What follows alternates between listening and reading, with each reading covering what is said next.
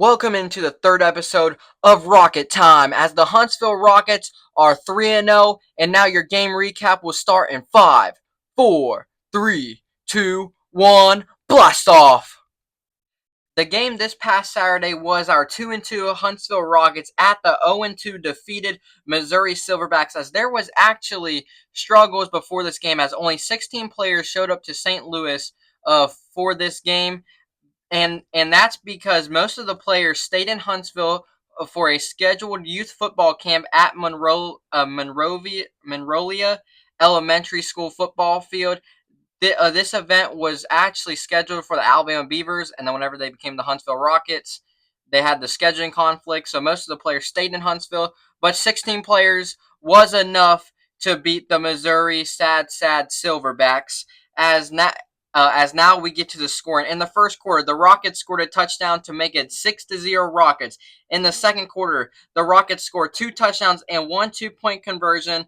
One of the touchdowns was from Juwan Clark to make the score 20-0 at halftime. The Rockets were up 20-0 as they have not let another team score since that Tennessee Vikings game. And then the third quarter after halftime, Jermaine Chandler sealed off the scoring with a touchdown to make it 26-0 Rockets. The fourth quarter had 0 scoring, so the Rockets won. The final score was Rockets 26, Sad Sad Silverbacks 0, as we move to our third win in a row. Now it's time for the key takeaways from this past week's game. My takeaways from this past week versus the Missouri Silverbacks is number one, the Rockets are hot. They have won their past 3 games after blowing that game versus the Racine Raiders, but they have beat the Tennessee Vikings. They shut out the Tri-City Outlaws and the Missouri Silverbacks. No surprise,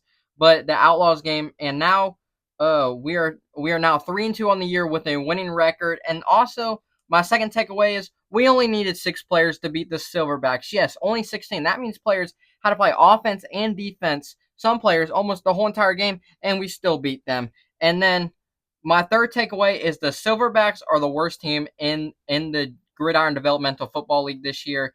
I mean, this is their first year in existence, and this is their first year in the GDFL, but they have been outscored 105-6 this year in only 3 games. It's not looking good for the Silverbacks in their first year in the GDFL to make the playoffs. And also my final takeaway is we are still sadly second place due to the Tri-City Outlaws being the Tennessee Vikings. The Outlaws are 4-1. We are 3-2. We need the Outlaws to lose another game so we can have home field advantage in the GDFL playoffs for the North Division. And that's my key takeaways from this past week. As the Rockets, we only needed 16 players, but that's good enough to beat the Sad Sad Silverbacks. Thanks for watching the third episode of Rocket Time, the Huntsville Rocket Show, as the Rockets are on a bye week this week after winning their past 3 games. So we're going into the bye pretty hot, but the Rockets will return August 9th.